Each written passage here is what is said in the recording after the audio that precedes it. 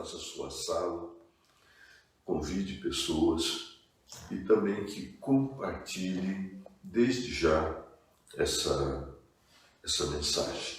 Amém? Eu quero iniciar lendo o livro de 2 Reis 5, que diz da seguinte forma: Naamã, comandante do exército do rei da Síria, era um grande homem diante do seu senhor e de muito conceito, porque por ele o Senhor dera a vitória à Síria. Era ele herói de guerra, porém leproso. Saíram tropas da Síria e da terra de Israel e levaram cativa uma menina que ficou ao serviço da mulher de Naamã.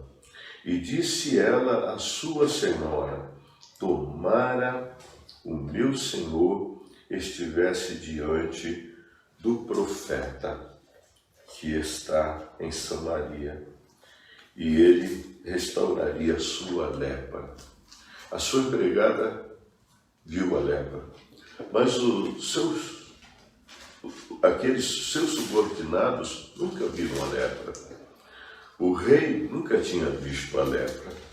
Naamã não era leproso diante da sociedade, nem diante dos seus comandados, nem diante do rei. Ele era leproso dentro de sua casa. E muitas vezes isso acontece conosco. Nós somos bons mesmo naquilo que fazemos. Somos bons pregadores, somos bons cantores, e somos bons mesmo, estendemos as mãos para todo mundo, mas não estendemos as mãos dentro de casa, não somos educados dentro de casa, não cumprimentamos ninguém dentro de casa somos leprosos. Eu comecei com isso, pastor Edi, porque eu queria perguntar para o senhor como está sendo a educação hoje no Brasil das nossas crianças. Olha, pastor, é interessante esse texto que o senhor trouxe, porque o que a gente percebe hoje é que a lepra está realmente dentro das famílias, dentro das casas. E a lepra às vezes está nas nossas vidas, nas vidas, e nós não percebemos isso. Mas o Senhor tem o poder para curar da lepra. O Senhor me perguntou como é que está a educação das nossas crianças, dentro das nossas casas, a educação dos nossos filhos. Sim. Se o Senhor me permite, eu queria trazer um texto, rapidamente, só 2 versículos.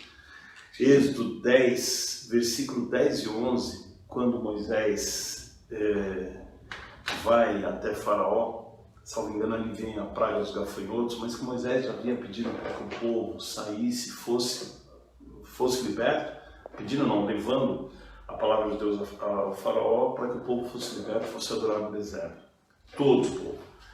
E no versículo 10 o Faraó diz assim: seja convosco se eu deixar ir convosco, se eu deixar ir com as crianças, vede como são as suas intenções, Moisés. Não será assim.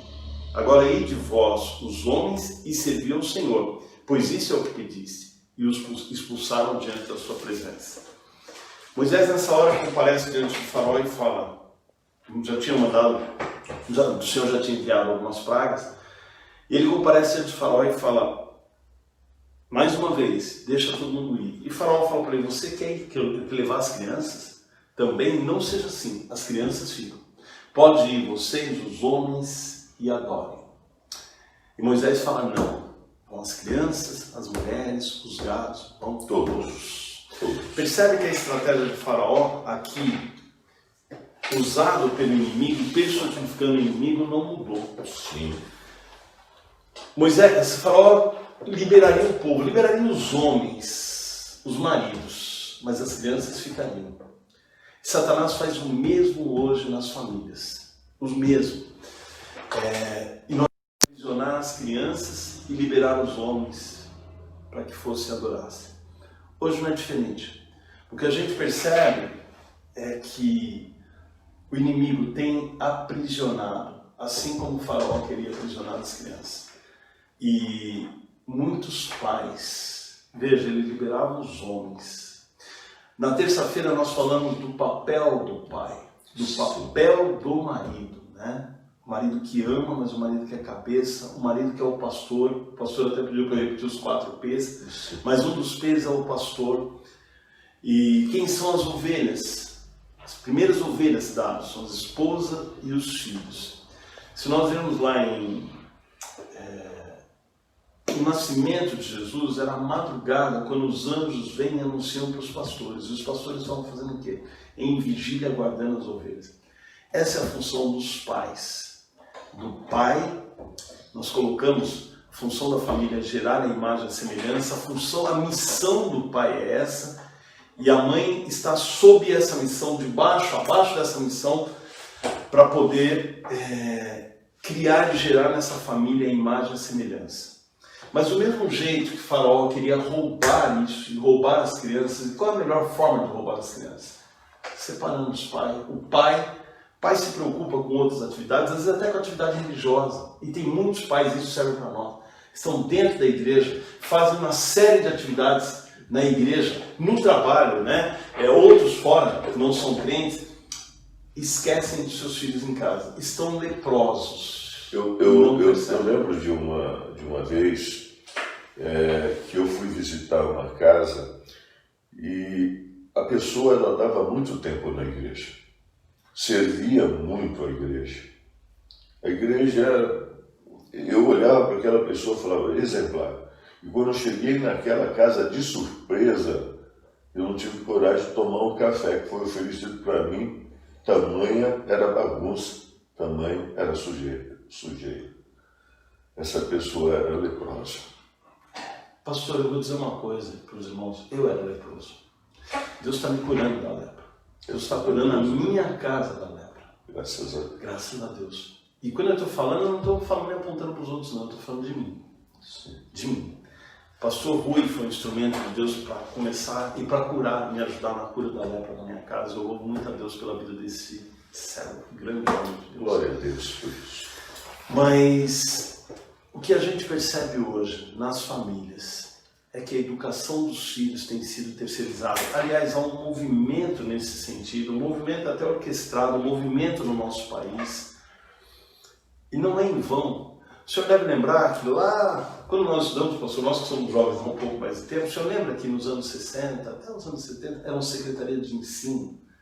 E hoje mudou para a Secretaria de Educação. Porque o Estado assumiu uma função, a escola assumiu uma função de educação que caberia aos pais, porque as famílias deixaram de educar. Né?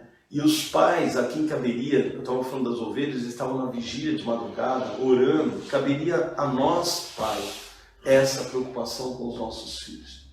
E hoje os pais têm se preocupado com tantas outras coisas, o ativismo, eu trouxe o ativismo da igreja porque eu fui um desses ativistas. Enquanto isso, Satanás está roubando a mente dos nossos filhos. E rouba de diversas formas, né? Nas escolas.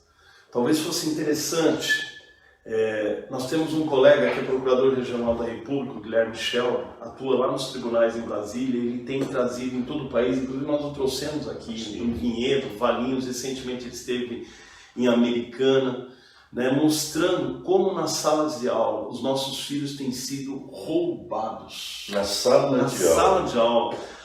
Com crianças a partir de 4 anos. Há um movimento de ensino de erotização das crianças, se é que assim pode-se dizer, a partir dos 4, 5 anos de idade. Se pegar alguns livros didáticos nas escolas, vão falar, mas mudou, hoje não mudou nada, isso foi implantado durante décadas. A coisa não surgiu de uma hora para outra. Na verdade, nós estávamos dormindo, né? Enquanto isso foi sendo implantado. Nós estamos falando que começou a ser implantado de forma sutil nos anos 70, anos 80, anos 90, e 2000 nós estamos colhendo o fruto de tudo isso. Então há uma erotização das crianças. Presta atenção nessa palavra. Erotização das nossas crianças. Essa erotização começou lá nos anos 90, com as músicas infantis, com os desenhos, né? Com as criancinhas, e a gente via pais colocando crianças para dançar músicas eróticas. Tudo hoje está dentro da sala de aula, e na sala de aula fechada, às vezes em 4 paredes, em livros didáticos, né? Teve um livro didático para gostar de ler, para crianças de 9, 10 anos, e encontraram inclusive em escolas particulares no Nordeste, em escolas públicas também, porque esses livros vêm do MEC e são entregues para as escolas. E tem uma descrição de uma cena de um estupro que eu não leio como mulher. Eu tive com algumas mulheres colocando isso e falei, olha, leia, porque eu não tenho coragem. Eu me envergonho, nem dando detalhes de sexo explícito, isso nós estamos falando para crianças de 9 anos, né?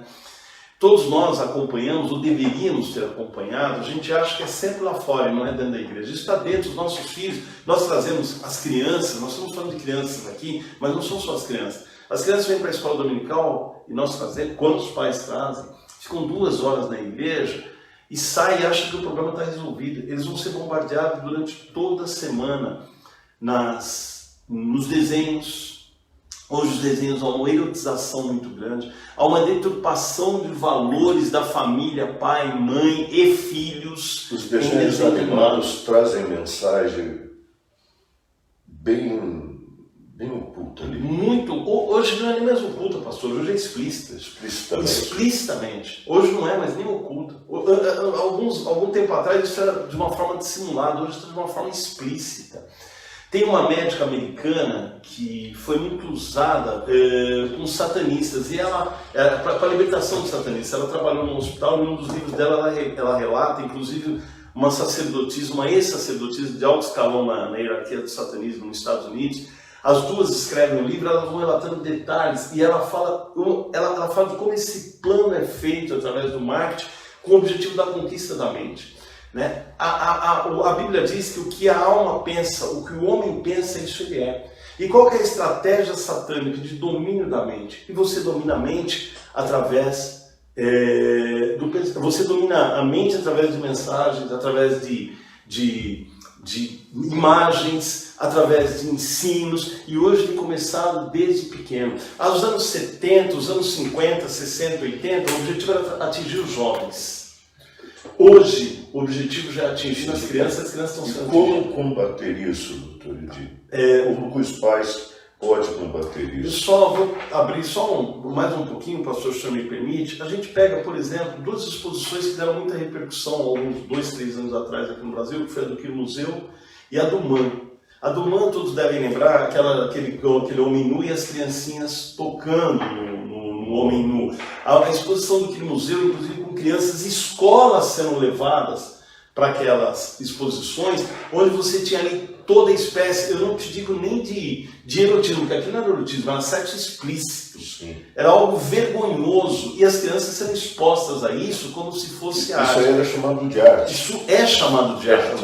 E assim, algumas posições, só para você ter uma ideia, a gente tentou até reverter isso, mas uma das questões que foi do MAN, o senhor sabe que foi feito um acordo com o MAN daquela exposição? O problema não é a criança entrar, você só não pode levar a câmera lá dentro, mas a criança pode entrar e tocar. Tudo isso é um processo de erotização e tem uma finalidade clara, pastor Rui. Tá? Hoje existe no mundo um movimento chamado movimento pedófilo. Quando a gente fala em pedofilia hoje, as pessoas ainda se assustam, né?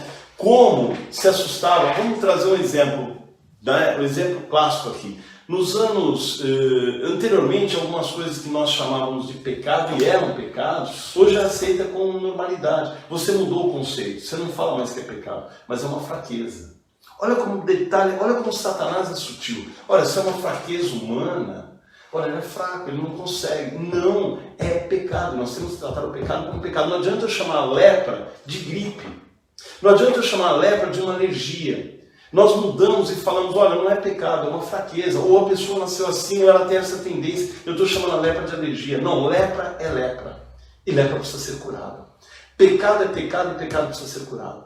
Então, hoje, por exemplo, hoje nós temos ainda a questão da pedofilia, ela sendo ainda rejeitada, mas há todo um movimento caminhando para isso.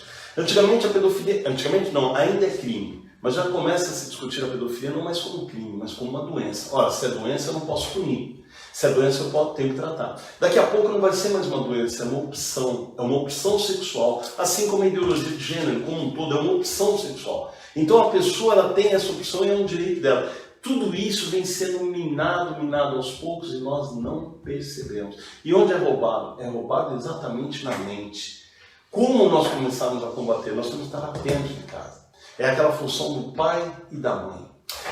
É a função do pai e da mãe. Pastor, perceba o seguinte, eu vou voltar nos 10 mandamentos. Um pouquinho para frente, Êxodo 10, Êxodo capítulo 20, os 10 mandamentos. Olha que coisa interessante, e nós falamos hoje do papel dos filhos, né? E eu vou falar aqui da questão das crianças, como elas são atacadas nas imagens, em livros didáticos. Pais, leiam, peguem os livros dos seus filhos, até bom agora, porque por conta do coronavírus, às vezes as escolas estão mandando as lições para os pais, e os pais, depois de muito tempo, estão sentando, eu não digo, tem alguns pais que fazem isso, mas é exceção, estão sentando com os filhos e vendo o que está sendo ensinado para os filhos, lendo o que está nos livros didáticos para os filhos, porque os pais não se preocupam com isso. Acho que começa a partir dos 4 anos. Hoje inclusive o Plano Nacional de Educação, que foi aprovado em 2016, estabelece isso. A escola hoje, isso eu não estou criando, não. Isso não estou criando. Isso é lei, tá? Foi aprovado em 2016 para os próximos 10 anos. O ensino não é mais matemática, português. Não, o ensino não é isso. O ensino é formar a consciência do cidadão como cidadão crítico. E para um cidadão crítico ele tem que conhecer as diversidades, ele tem que conhecer tudo, não se preocupa, não existe mais aquela questão na educação de você ensinar como era no nosso tempo, a gente ia aprender matemática, português, etc. Era ensino, hoje é educação, é diferente. A educação está sendo roubada da família, porque a família abriu mão da educação. A família terceirizou a educação. A família acha que a educação é um problema lá do professor, mas ela acha que a educação é um problema da igreja, do pastor. A igreja que está falando, não é a igreja que está falando. Aí quem está falando é a família. Se nós tivermos família forte, nós seremos uma igreja forte. Você não acha que é necessário o culto doméstico nesse momento?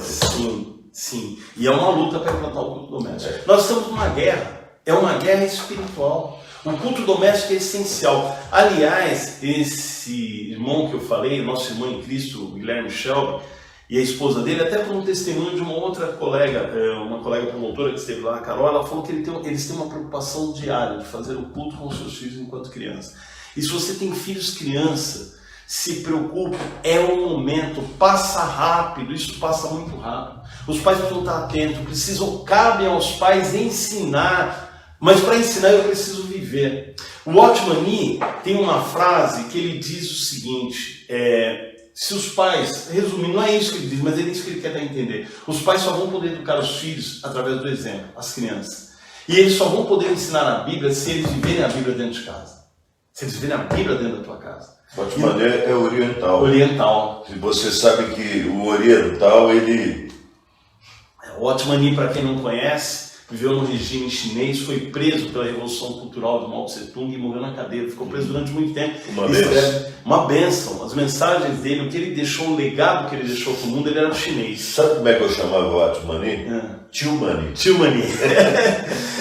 Pois bem, meus irmãos, nós temos que ter essa preocupação. Nas escolas, vocês sabem que tem escolas, e isso está, são livros didáticos, tá? Para você estimular a erotização das crianças, o menino tocar no órgão sexual do outro menino, a menina tocar em órgão sexual de meninas. Isso nós estamos falando antes dos 7 anos de idade. Isso tem acontecido. E nós estamos dispersos. E isso está acontecendo porque as famílias estão desestruturadas. Nós falamos da função do pai e a mãe anteontem. Se o pai e a mãe não exercem essa função, o que será dos filhos? E se o pai não examina o material do filho, o caráter do filho será completamente corrompido. Completamente corrompido. Os nossos filhos, meus irmãos, são bombardeados o tempo todo. E olha, às vezes a gente acha que é uma questão secundária. Nós não nos atentamos isso na Bíblia, né? Isso o Senhor me ensinou durante a quarentena. Como eu disse, eu venho fazendo esse treinamento, já no bloco mais avançado, mas a primeira parte desse treinamento que a gente vem fazendo foi até o 8º bloco, a gente trata de família. E eu tinha falado da posição, até que eu trouxe um pouco da função da esposa, da função do marido, falei do namoro, porque eu estava falando com alguns jovens, e o Senhor falou, você não falou de filhos. E eu comecei a escrever sobre os filhos, eu escrevi, eu falei, não é isso. Umas 6 páginas, eu falei, não é isso. Depois eu escrevi novamente, não é isso. E na quarentena, durante a quarentena, isso vivendo, tá? Eu estou nessa guerra mesmo. O Senhor realmente começou a me mostrar algumas coisas que eu falei, Senhor, como eu nunca percebi isso. E é isso, irmãos, os meus filhos hoje são adultos. Como eu lamento. Eu estou falando, irmão, de erros que eu cometi para que vocês não cometam os mesmos erros que eu cometi. O preço que a gente está pagando para resgatar. Ou se cometeu, resgate. Se cometeu, resgate, porque eu cometi e estou lutando para resgatar. É uma guerra, mas há tempo. Há tempo sim, o Senhor Deus é poderoso. Independente, ainda que teus filhos serão casados, você vai ter netos. Bem. É importante esse resgate. Veja, nos 10 mandamentos, pastor, os 3 primeiros mandamentos, está lá em Êxodo 20, o Senhor fala no primeiro mandamento, eu sou o Senhor teu Deus, não terá outro Deus diante de mim. O segundo mandamento, não se curvará diante de imagens. E o terceiro mandamento, não usar o nome do Senhor teu Deus em vão. Eu não vou falar dos 10 mandamentos, mas esses 3 mandamentos é o Senhor se revelando para o seu povo. Veja, Deus tinha tirado o povo do Egito. Tinha acabado de tirar o povo do Egito. Ele precisava dar instruções para aquela nação, para que o Egito saísse. Como nós. A gente, às vezes, por assistir os filmes, a gente tem a impressão que os 10 mandamentos é um Deus carrasco, falando assim, não matarás. Ei, não, os 10 mandamentos são uma carta de amor, de um pai amoroso que quer instruir os seus filhos. Mas, infelizmente, o povo hebreu, por muitas e muitas vezes, não venceram as batalhas, morreram, caíram por terra diante dos seus inimigos por não ter cumprido os mandamentos. Os mandamentos, principalmente esses 3. E veja, olha como é que é interessante. É uma carta de amor. Nesses 3 primeiros mandamentos, imagina eu escrevendo uma carta para os meus 3 filhos. Aquele pai que ama os filhos. Eu vou te dar a instrução que você vai seguir para o resto da sua vida e você vai ser bem sucedido. Nos 3 primeiros mandamentos, o Senhor mostra quem Ele é, qual é o seu caráter. Ele está se mostrando. Eu sou o Senhor teu Deus. Não tem outro Deus diante de mim. Não se curve diante de outros deuses. Não se curve diante de imagens. Até porque imagens são ídolos. Nós criamos ídolos e a Bíblia deixa clara no Novo Testamento, o apóstolo Paulo, que ídolos são demônios. Depois ela vai falar de não usar o nome do Senhor teu Deus em vão. Aí o 4º mandamento, o Senhor fala do sábado. É estranho, eu me questionei isso uma época atrás, quando eu estava estudando essa carta de amor. Eu falei, se eu fosse escrever qualquer coisa do meu filho, jamais em 4º mandamento, eu estou colocando uma sequência, eu falaria do sábado. Por que o sábado, né? O sábado é esse momento que eu, pai, mãe, eu tenho que parar e avaliar como é que está meu relacionamento com Deus. Porque nos 3 primeiros mandamentos, Deus mostra como é que Ele é no nosso, como é que Ele quer se relacionar conosco. Pode falar, pastor. Edi, eu fui até a Coreia para aprender o crescimento da igreja. Sabe o que eu aprendi? Você quer que a igreja cresça? Honre o dia do Senhor. Honre o dia do Senhor. Então, honre o dia do Senhor. Nós temos que honrar. E por que não pode ser nem um espaço de tempo muito longo, senão a gente perde? Eu preciso parar, irmãos. Eu tenho que ter o tempo de parar. Lá o muçulmano usa sexta-feira, o judeu o sábado, nós o domingo, né? Sábado significa descanso, o sabá. Nós usamos para tantas outras coisas e não para nós meditarmos. É um momento, talvez, do culto doméstico. É o momento de eu chamar a família, é o momento primeiro de eu pensar como é que está meu relacionamento com Deus. Pensar como é que está a minha casa. E olhar à luz dos 3 primeiros mandamentos. Eu estou de fato cumprindo os 3 primeiros mandamentos? Como é que está meu relacionamento com Deus? Deus tem sido o único Deus na minha vida, ou eu tenho colocado outros deuses na minha vida, na minha casa? Irmão, o que você faz afeta a tua família diretamente. Meu irmão, o que você faz afeta diretamente a sua família, para o bem ou para o mal. Veja o pecado de Davi como destruiu a sua família. Sim. Veja a ação de Ana em relação ao seu filho. E eu queria falar um pouco depois de Ana, quando ela cobria Samuel com vestes de santidade, desde pequeno, desde criança, ela levava vestes santas para Samuel. Aí a Bíblia diz que o jovem Samuel servia a Deus. Quando jovem, Samuel servia a Deus no meio de uma geração corrupta. Nós não podemos esquecer que ele servia no templo, e no templo era o sacerdote Eli, o sumo sacerdote Eli, um exemplo de um pai omisso.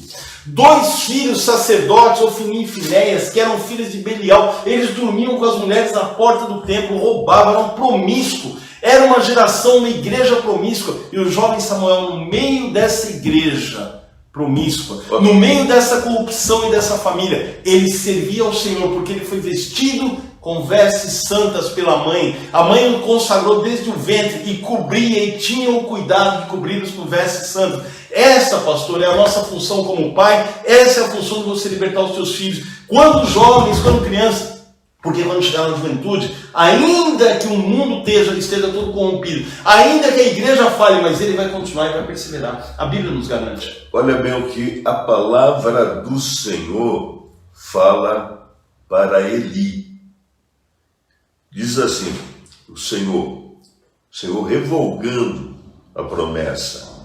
Portanto, diz o Senhor Deus de Israel, na verdade dissera eu que a tua casa, a casa de teus pais, andaria diariamente diante de mim, ou melhor, perpetuamente. Porém, agora, diz o Senhor, longe de mim tal coisa, porque aos que me honraram, honrarei, porém, os que me desprezam serão desmerecidos. Sabe o que é isso aqui? Para Eli, para os seus filhos? Inferno.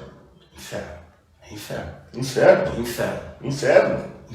É o lago de fogo do Apocalipse. A gente não leva a sério a palavra de Deus. Isso é muito sério. Nós estamos falando de eles estavam lá dentro da casa. Eles eram servindo. Eles eram sumo sacerdote. Eles tinham acesso aos locais, o santo, inclusive o santo dos santos. O santo do santo.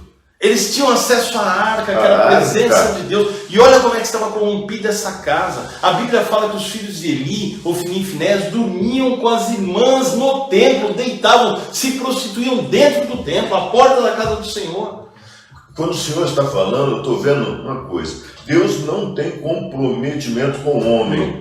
Deus tem comprometimento com a sua palavra. A sua palavra. Ele vai ter compromisso com o homem quando o homem se dispõe a não ouvir a palavra e saber intelectualmente, mas a viver a palavra. É um grande pecado os pais não examinarem, não cuidarem, não ter cuidado com filhos. Enorme pecado, pastor. Um enorme pecado. E um enorme pecado. A Bíblia diz que os filhos são heranças do Senhor. Nós vamos ter que apresentar. O que a gente vai apresentar? Hoje. O que eu fiz? Por isso, pastor, eu falei às vezes do ativismo religioso. O ativismo religioso é um pecado tremendo, em que as pessoas se envolvem e acham pior. Eu estou falando por mim. Eu estou falando de mim, tá? A Bíblia diz que o Deus é cego segundo o entendimento dos incrédulos. Você fica tão cego que você não percebe. Você acha que você está servindo a Deus e está indo para o céu. Sabe o que o Espírito Santo me mostrou, pastor? Sim. Em janeiro. Eu tenho passado por lutas tremendas. Com Cristo eu estou vencendo minhas guerras. Mas o Senhor mostrou que se não tivesse acontecido tudo o que aconteceu, a minha casa quase foi destruída. Mas graças a Deus não foi. O Senhor permitiu. Mas um dia eu estava falando, Senhor, por que o Senhor permitiu tudo isso? E o Senhor falou, se isso não tivesse acontecido, meu filho, eu vi isso em janeiro, você iria para o inferno e levaria a tua mulher e teus filhos também. É inferno? Para o inferno. Se o pastor me permite, só retomando a questão dos mandamentos, veja, o 4º mandamento, o Senhor fala do sábado. Aí o 5º mandamento. Então, os 3 primeiros mandamentos, o Senhor fala dele. Quem é? No 4º mandamento, ele fala do meu relacionamento individual com ele. A partir do 5º mandamento, o Senhor vai começar a tratar da família.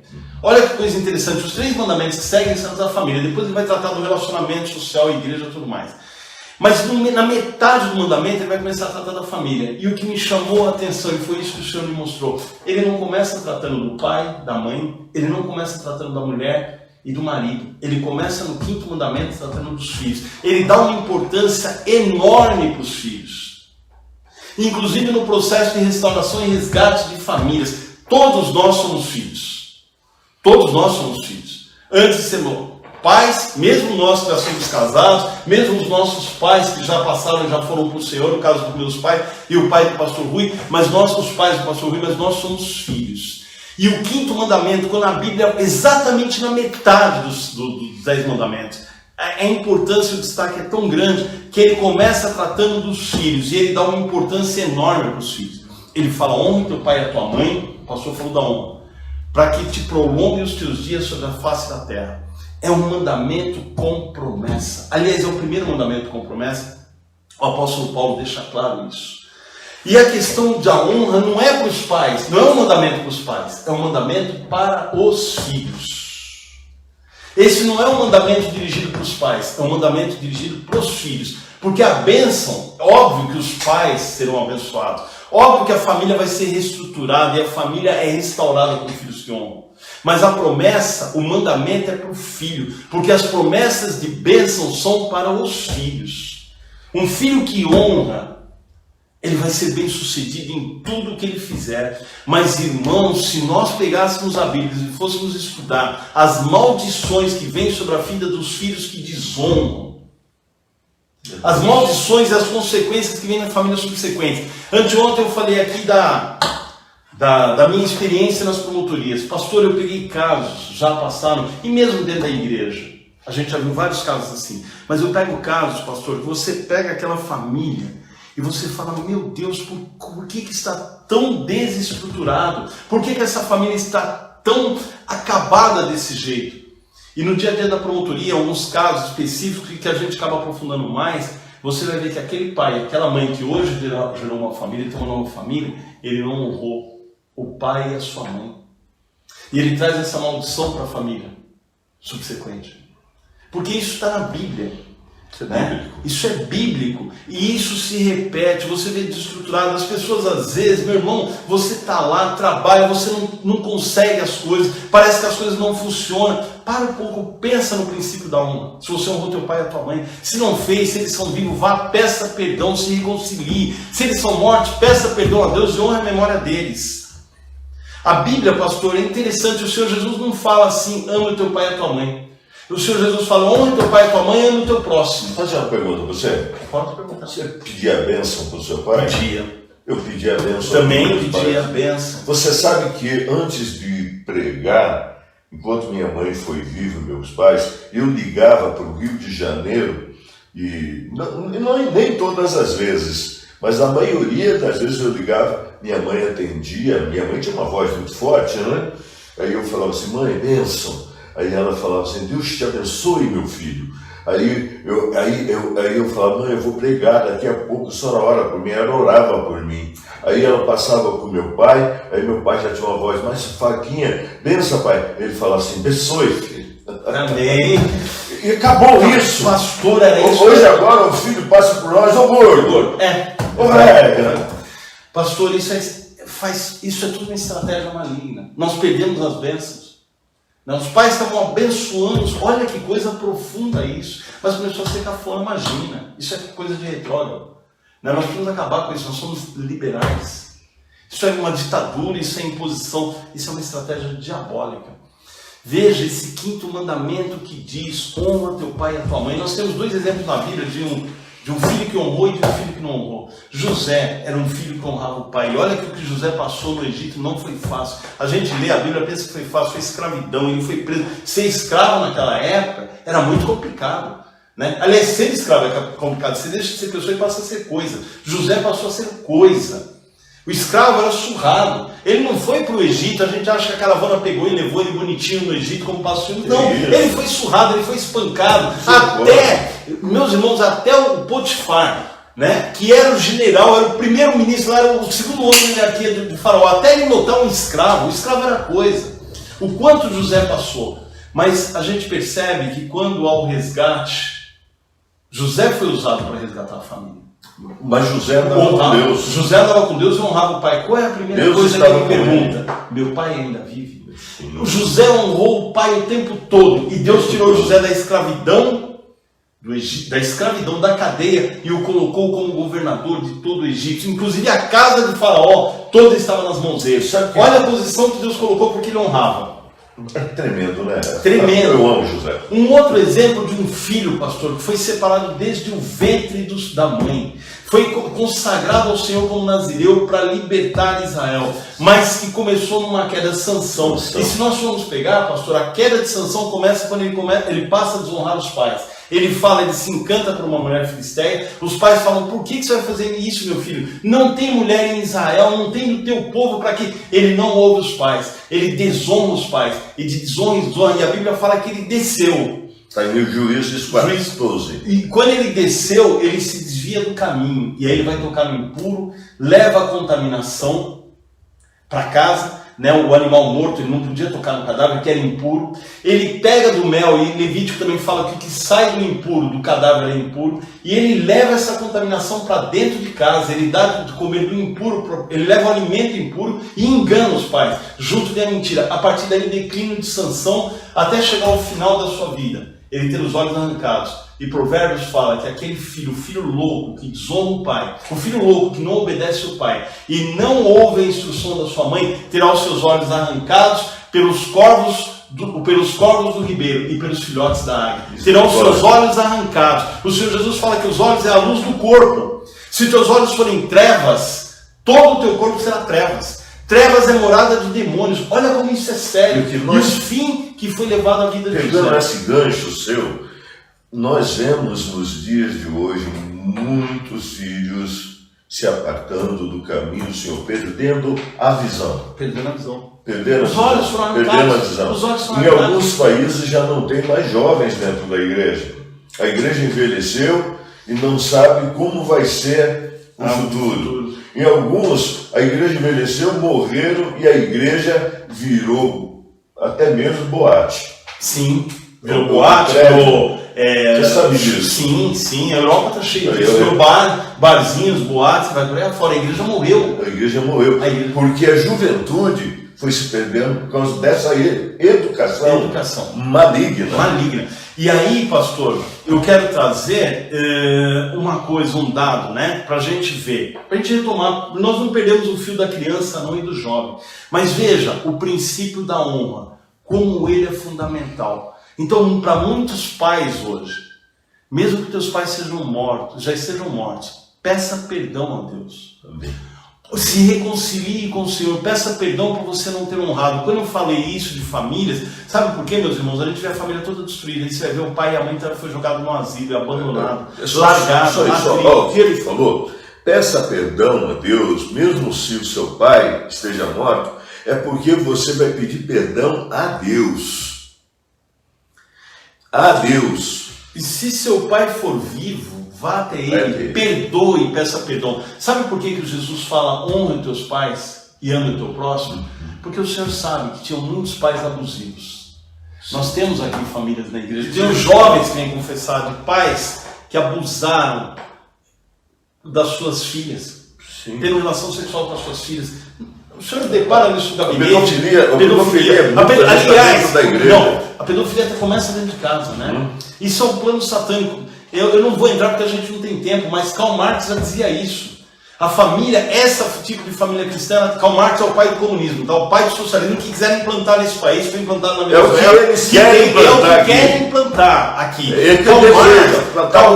Karl Marx e Engels, o nosso irmão Carlos Eduardo Brechano lançou um livro muito bom que trata disso, né? O Carlos Eduardo Brechano é outro promotor que é tratado e cuidado pelo pastor. Ele vai estar falando com a gente semana que vem. Então, no marxismo, e talvez ele possa aprofundar melhor do que isso, o que ele fala? Essa família, ela tem que ser destruída, né? Ele fala, concebe que lá no início, lá nos primórdios, antes da sociedade privada, antes da sociedade nascer, todo mundo era todo mundo e as relações sexuais eram livres. Homem com homem, mulher com mulher, não tinha família, né? Eu sou de todo mundo e todo mundo é meu também. É uma música que muitos jovens cantam, né? De um grupo chamado Tribalista aí. Eu sou de todo mundo e todo mundo é meu também.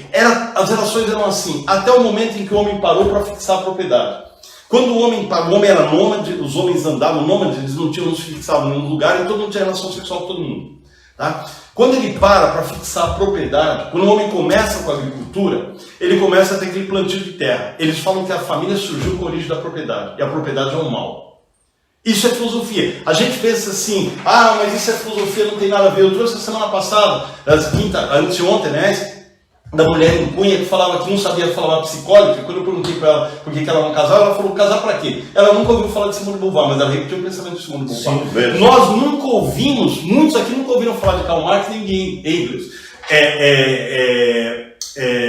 Mas repetem esse pensamento, a sociedade hoje repete. Então ele diz o seguinte, que essa família ela vai surgir, né? Quando surge a propriedade, porque o homem ele para. Enquanto era nômade, todo mundo tinha relação sexual com todo mundo. Quando ele parou e começou a construir o seu pedaço de terra, ele falou: bom, isso aqui eu preciso dessa propriedade. Eu preciso de alguém. E quando eu morrer, eu preciso deixar isso para alguém. Agora, a mulher estava grávida, ela não sabia se o filho era dele ou de outra mulher qualquer, ou de outro homem, desculpa. Com quem era o filho? Então o que ele faz? Ele pega essa mulher para ele e fala: agora essa mulher é minha. Ele começa a ter a propriedade sobre a mulher. Isso é loucura de Marx. Ele passa a ter a propriedade sobre essa mulher. E os filhos que advêm desse casamento agora são propriedade dele e vão trabalhar nessa terra. E também vão herdar. Ali começa a origem da propriedade. E segundo Marx, a propriedade é o caos dessa sociedade, é o que vai causar toda a desigualdade. E ele, ao final do livro, ele fala, ao final da sua vida, essa foi a sua obra, a última obra da sua vida, ele fala o seguinte: eu nunca vou destruir a desigualdade social, porque o que o marxismo prega é a luta de classe, é o nós contra eles, né? Essa luta de classe. É o patrão que explora o empregado tem que se revoltar e tomar esse poder. Mas ele fala que o cerne, eu nunca vou destruir. Essa luta, essa diferença de classe, né? Essa exploração, eu tenho que acabar com a exploração. Essa exploração nunca vai terminar na sociedade se ela não acabar no cerne, que é a família. E ele fala que esse tipo de família foi perpetuada pelo pensamento judaico-cristão. E essa família tem que ser destruída. A família de Deus que Deus criou, pai, mãe e filho. Veja, ele fala que o princípio da família é diferente do princípio da Bíblia. Que Deus criou o homem, depois Deus cria a mulher como uma auxiliadora. Né? Não, ele vai falar que essa família, pai, mãe e filhos, tem que ser destruída. E eles concluem que a melhor forma da destruição... Satânico. Altamente satânico. E ao final ele fala que você tem que começar a destruir os valores dessa família. E por fim essa destruição vai chegar com o incesto. O incesto põe fim a essa família. E a pedofilia o incesto é uma forma de pedofilia. Por isso que eu falei do movimento pedófilo hoje. Hoje a gente acha a pedofilia algo estranho, né? É crime abjeto. Mas setores da sociedade e da mídia, inclusive na televisão, assistindo lá na Globo News, na Globo Matéria, defendendo a pedofilia é uma doença. Então se é uma doença eu tenho que tratar, não posso tratar como um crime. Se é uma doença, é uma... Veja como é que você muda o conceito. É uma fraqueza, não é um pecado. Percebe como é que o conceito é mudado? É uma fraqueza e não um pecado. Ora, pastor, isso vem de lá de trás. Eu começo a quebrar esse princípio. O que foi feito? Pode falar, pastor, desculpa. Eu queria só contar um testemunho. E é importante que você ouça. Uma vez eu cheguei aqui na igreja um sábado, pela manhã, para estudar, porque eu gosto de chegar bem cedinho. Hoje cheguei 6 horas aqui. Para me estudar, ficar sossegado. Tinha uma mãe aqui na frente. Quando ela me viu, ela começou a chorar e disse: um pastor seu usou o meu filho. Um pastor, falei, quem? Falou o nome. Eu falei, não, só está mentindo. E ela então chorou, ajoelhou aos meus pés e falou: ele usou meu filho. E disse o que ele fez com o filho dela. Eu mandei chamar esse pastor e eu levei diante das autoridades. Eu falei: esse camarada aqui é problema seu, doutor. E não foi uma vez que eu fiz isso, não. Eu fiz isso 2, 3 vezes. Com membros da igreja que vieram me denunciar.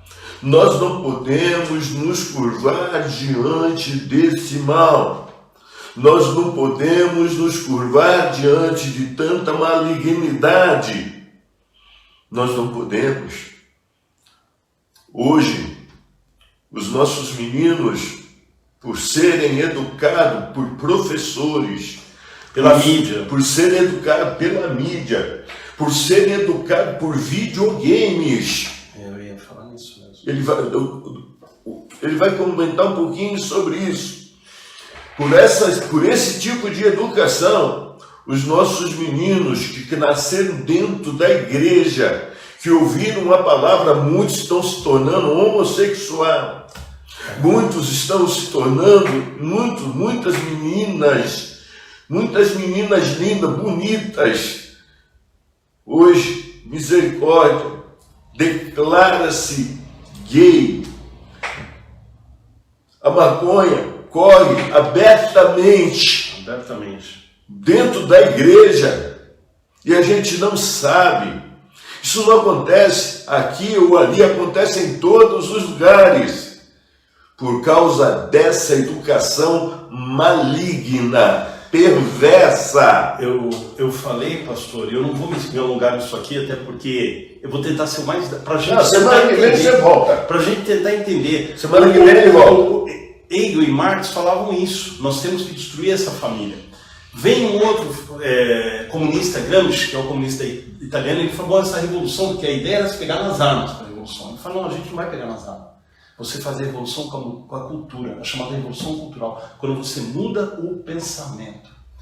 Nos anos 80, eu estive ligado a esses grupos. Eu fazia teatro e a gente falava, nós vamos mudar o Brasil conquistando. Eu fui esquerdista ao cinema. Eu era praticamente ateu. Eu não conhecia... Então, o esquerdista pode mudar. Lógico, pode. Deus muda tudo. E a gente fazia teatro, passando esses valores. O que Gramsci ensinava. E na época eu pensava, mas esse povo tá louco. Eu tinha 3, 4 milhões de pessoas, diferente nunca vai mudar a sociedade. Depois eu me converti. E nós ficamos na igreja em 4 paredes, achando que nós estamos aqui protegidos dentro da igreja. A gente tem a falsa sensação, nós estamos na igreja, somos religiosos hipócritas. A gente acha que está protegido, nós estamos... Óbvio que está dentro do esconderijo do autismo, nós estamos protegidos. Mas o pastor acabou de falar, essas coisas estão entrando dentro da igreja. Maconha está dentro da igreja. Relação sexual antes do casamento. Os jovens hoje... A grande maioria dos jovens tem relação sexual antes do casamento. A Bíblia chama isso de fornicação. E lá em Apocalipse fala que os fornicadores serão lançados no lago de fogo, onde estão a besta, o falso profeta e o diabo. Olha que forte é isso, nós não percebemos. Pastor, isso veio com essas ideias. E a partir da segunda metade do século passado, houve toda uma estratégia de como isso foi implantado. A partir do movimento... A base é a mesma. Movimento feminista. Movimento da liberação sexual, movimento hippie, isso vem em esteira, vem nessa base. A origem de todas essas ideologias que nós vivemos, todas elas são fruto do pensamento filosófico. O que veio? Veio a música, veio o rock. E aí você começa a estimular a rebeldia dos jovens. E isso é fruto do pensamento filosófico, começou muito lá atrás. Eu não vou entrar porque aqui não é para isso. Mas isso começa a rebeldia dos jovens. Começam as mulheres a queimar os sutiãs porque agora elas são livres. A frase de um desses filósofos, faça amor, não faça guerra, não era a frase, é uma frase desse filósofo. Movimento da paz, paz e amor. Sexo, droga e rock and roll, tudo isso vem e começa a contaminar, mudar o pensamento, e a gente começa a ter uma geração de jovens rebeldes, que se rebelam contra os pais. E aí vem a psicologia, e partes, setores da psicologia, o pastor ele fala que essa rebelião é saudável. Quem é que já não ouviu aquela frase? Todo jovem é incendiário aos 20 e um bombeiro aos 40. Isso aí. Mentira! Isso é satânico. Isso é satânico. E eles vão dizer o seguinte, é necessário que o jovem se rebele nessa fase porque ele precisa criar a sua personalidade. Ele precisa romper os limites para ele criar a sua personalidade. Depois ele vai voltar ao normal. Mentira! Então o que eu começo a ter? O conflito de gerações. Como se fosse algo bom e a sociedade começa primeiro a aceitar e depois começa a estimular, falando que isso é saudável. Nas escolas, meus irmãos, peguem os livros. O meu filho, Daniel, é um menino de Deus. O Daniel estudava num colégio pago em Vinhedo, eu vou falar o nome aqui, Colégio Santana de Vinhedo, e a gente pagava bem. Tá? Eu pego um dia o livro do meu filho, eu pego lá o livro de geografia. A hora que vai falar da China, fala de tudo, pula a Revolução Cultural, em que Mao Tse Tung matou 70 milhões de pessoas. O maior genocida da história. O livro não fala isso. Ele pula. Simplesmente como se tivesse existido, de uma forma sutil. E vai falar do progresso e da explosão da China. Isso tem nada a ver com o vídeo chinês. Eu só estou mostrando uma coisa. Eu fui lá e estava no primeiro colegial. Eu denunciei isso, a maioria dos pais não sabiam, sequer tinham pego. Mas aí depois, numa prova de sociologia, meu filho já no 3º ano, meu filho firme nos caminhos do Senhor, meu filho virou: pai, eu preciso tirar nota disso aqui, me ajuda, o que eu vou falar? Aí eu pego esse livro de sociologia, está lá um texto de uma filósofa, Marilena Chauí, dita filósofa aqui, né? E ela fala assim, nesse texto: essa família burguesa, composta de pai, mães e filhos, é a família patriarcal opressora. Karl Marx. Karl Marx lá atrás. Meu filho estava aprendendo. Meu filho agora está no 3º ano da faculdade. Ele entrou direto, então eu estou falando isso há 5 anos. 4 anos atrás. 4 anos atrás, numa escola paga de dinheiro que eu pagava muito caro. Essa família é a família patriarcal opressora. Karl Marx, lá, que o marido pega a mulher e fala: agora você é minha propriedade. É a família em que o pai é um déspota, a mãe é uma escrava que tem obediência, e os filhos são obrigados a obedecer os mais velhos. Essa família tem que ser destruída. Estava lá no livro do meu filho. Isso eu li, mas eu peguei. Os teus filhos jovens estão sendo educados nisso. Quando eles entram isso dentro da escola, meu irmão. Eles estão sendo bombardeados o tempo todo. Os outros amiguinhos deles estão... O meu filho tinha princípios. O meu filho estava firme no caminho do Senhor. Mas e os outros? E nós não sabemos disso. Então vem essa geração. Só que até nos anos 50, 60, o objetivo era os jovens. A rebelião, a rebeldia dos jovens contra os filhos. Eu fui enganado por isso. Eu fui um filho que me rebelei contra o meu pai dos 16 aos 22 anos. Mas quando eu tive um encontro com Cristo, e pastor, eu nunca tinha pisado numa igreja evangélica. A minha casa, eu sou caçula. Todos nós lá, todos meus irmãos fizeram a primeira comunhão e foram para a igreja católica. Eu fui o único que nunca pisei na igreja católica e fiz a primeira comunhão nem nada. Eu não conhecia a Bíblia. Eu andava, para não falar que eu não tinha contato com padres, eu tinha contato com os padres da Teologia da Libertação no seminário em Santo André, que nós estudávamos Karl Marx. E eu fui, através da vida de hoje, a minha esposa, a Sandra, ela me convidou para ir para um retiro, e eu fui porque eu não ia nesse retiro. Ela já tinha semeado a palavra de Deus no meu coração. Ela falou: não vou mais me encontrar com esse rapaz, porque eu estou correndo isso e começar a gostar dele. Senhor, eu te pedi que eu tivesse um marido que te amasse tanto ou mais do que eu te amo. Então, eu já lancei, eu estou correndo isso. Eu vou convidar para ele no retiro. Se ele for, amém. Se ele não for, eu corto a relação. Ela me convidou, eu falei que não ia. Eu tenho vergonha de falar o que eu ia fazer naquele sábado. Mas na quarta-feira eu fiquei muito mal em casa, e eu tinha muita gente, eram muitos amigos. Eu falei: não, eu preciso ficar sozinho, eu vou nesse retiro. Eu liguei a Sandra, eu tinha certeza que eu ia me encontrar com Cristo, porque naquela época a igreja não era tão contaminada, as crianças se encontravam, e quem se convertia, realmente se convertia. E pastor, não teve nada, não teve apelo. Na época não tinha evangelho na televisão, então para falar que eu fui influenciado. Porque eu ouvia gente lá na frente, não teve nada disso. Mas eu estava sentado num tronco de madeira, num chão, num carpete, e começaram a falar que Jesus existia e ele me amava. E naquela hora eu comecei a pensar: Jesus, o Senhor existe realmente? Aí eu comecei a pensar: eu vou ficar com uma Bíblia debaixo do braço, vou virar um bitolado. Vou perder minha liberdade. E essa frase foi decisiva. Eu lembro como se fosse hoje. Eu falei: que liberdade é essa que eu tenho? Eu tinha 22 anos. Eu comecei a pensar na minha vida dos 15, 16 anos. Eu fui bicho grilo. Enfim, as duas únicas coisas que eu não fui. Mesmo, né? Isso é um escândalo na minha casa, roupa de saco. As duas únicas coisas que eu não fiz foi droga e homossexualismo. O resto... Mas aí, pastor, eu sentei e eu falei: Jesus, se o Senhor existe, como essas pessoas estão dizendo, entra na minha vida. E eu senti o Senhor, eu comecei a ouvir o Senhor falar. Eu era muito crítico, muito racional. Mas a primeira coisa que o Senhor Jesus falou para mim, eu falei: e agora, Senhor, o que eu faço? Vai e peça perdão para o seu pai. E eu tive a oportunidade de pedir perdão e me reconciliar com meu pai. Até a sua morte. Por que eu estou dizendo isso, pastor? Porque lá até os anos 80, eram dos anos 50, 60, 70, 80, era a mente dos jovens que Satanás estava capturando, a rebeldia. Hoje ele captura a mente das crianças, porque os jovens já têm nas mãos. Hoje o diabo, nós vamos encerrar, hoje o diabo, ele está realmente trabalhando a mente das nossas crianças. Você que está aí agora, você conhece meninos e meninas que foram educados dentro da igreja e que não estão mais, que foram para o mundão, estão lá no mundo perdido.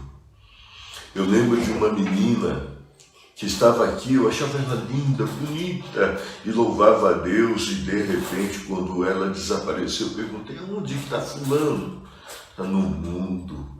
Assim são muitos dos nossos jovens. Olha, senta-se aqui na minha frente muitas pessoas, quase todos os dias buscando aconselhamento. E muitos desses são os pais, à procura dos seus filhos. Quando eu digo à procura dos seus filhos, é querendo resgatar os seus filhos, os seus filhos que o mundo os levou. E olha, a coisa mais horrível é quando um pai senta diante de mim e diz assim: o meu filho que se chama João, que é agora o nome de Maria. A minha filha, que se chamava Maria, agora quer se chamar João. É triste demais, gente, quando uma menina chega para mim, né, com um filho nos braços, diz assim: pastor, o senhor me aceita de volta? O senhor apresenta o meu filho? E eu pergunto: cadê o pai dessa criança? E ela diz: eu engravidei e eu nem sei quem é o pai. É muito triste isso. E isso tem acontecido demais, gente. Olha, preste atenção no seu filho. Preste atenção no seu sobrinho, na sua sobrinha. Preste atenção no seu neto. Por favor, se você puder, traga teu filho para a igreja, traga para a escola dominical. Uma das coisas que eu lembro que a minha mãe fez, isso não sai da minha cabeça, Rita. Eu sei que você está me ouvindo, não sai da minha cabeça. Às vezes que mamãe colocava aquele vestido rodado em você e colocava uma calça curta em mim, no Rubi, com suspensório, e nos arrumava para levar para a escola dominical. Você traz os seus filhos para a escola dominical, ensina o caminho. O senhor lembra dessa frase? Ensina o caminho, a criança deve. E eles vai permanecer nele. Vai permanecer até o fim dos seus dias. Então, por favor, pai, olha, esse homem trabalha num tribunal para cuidar de família. Eu tenho trazido ele para falar sobre esse assunto porque eu sei quanto de bagagem ele tem. Eu nem sei porque eu sou pastor dele. Nada. É ele que deveria ser o pastor, porque ele estava leproso. Eu estava leproso. E dele e de tantos outros promotores. Agora, eu queria muito, eu não sei se eu vou conseguir fazer uma live a semana que vem. Eu não sei se eu vou conseguir, mas eu vou tentar fazer uma live a semana que vem com você, eu e o Guilherme Shelby. Eu vou tentar. Carol, se vira aí. Conversa com o Guilherme aí, vê se ele consegue uma hora para mim. Tá bom? Se me permite, pastor, só talvez a gente, o senhor falou de voltar. Hoje dá a impressão que está tudo trágico, mas tem uma saída. E a saída está na Bíblia. A tua família, assim como a minha família, ela pode ser curada, liberta e restaurada. Lembra que nós começamos, o pastor começou a falar do texto da lepra, nós não tínhamos nem conversado hoje por conta do trabalho, eu cheguei aqui em cima da hora. Eu tenho que olhar para mim, admitir que eu estou leproso. Sim. A culpa, meu irmão, não é da sua esposa, não é do seu filho. A culpa, minha irmã, não é do seu marido, não é do seu filho. A culpa, meu filho, não é do teu pai e da tua mãe. A culpa é tua. Quem está leproso sou eu, quem está leproso é você. Nós temos o hábito de terceirizar essa culpa, né? Ou de não assumir. É como Adão, a culpa foi da mulher que o Senhor me deu. Eva, a culpa é minha. Primeiro assuma a culpa você. Peça perdão. Peça perdão pelos teus pecados. Peça perdão pelo que você está gerando na tua família, marido, que foi displicente e nunca foi o pastor, o profeta, o provedor e o protetor da tua casa. Mulher, peça perdão porque você nunca foi a mulher submissa, sábia, que edifica o lar. Filho, peça perdão pela tua rebelião contra o teu pai. Se reconcilie. Deus restaura. Se o pastor me permitir, a gente dá uma continuidade numa próxima live para falar dessa restauração. Vamos sim. Rapidamente, não é muito texto, não, mas a gente vai falar dessa restauração, o processo de restauração. Deus quer restaurar famílias. Deus quer ter Mas o relacionamento pedir com a perdão família. ajuda muito, hein? É o primeiro passo, pastor. Se Ajuda não muito. pedir perdão, se a gente Começa não por aí. confessar, peça perdão, vá até a pessoa, na família, onde mais nós ferimos e somos feridos. Eu sou leproso. E Satanás, ele usa isso e essas mágoas, essas feridas para manter as pessoas escravas. O perdão liberta. O pastor tem um livro fantástico escrito sobre isso, Amor e Perdão. Depois até vale a pena, comprem, leiam, estudem e pratique, porque ele é base da palavra, né? Peça perdão para Deus, peça para o Senhor te fazer preparar momentos para que você possa pedir perdão, marido, para a tua mulher, por você nunca ter sido o marido que você deveria ter sido, para os teus filhos, por você não ter sido o pai, por você não ter sido o líder, o cabeça da tua família, como Cristo é o cabeça. Mulher, peça perdão por você não ter sido submissa até então. Filho, peça perdão. Começa o processo de restauração. É só dessa forma que a lepra vai sair da sua casa. Lembre-se que Satanás, Faraó, queria as crianças. Sim. E as mulheres. Hoje ele continua. Eu não falei das mulheres. Ele continua querendo as crianças e as mulheres. Mas se nós tomarmos a nossa posição, Semana que vem vai estar derrotado. Semana que vem você volta?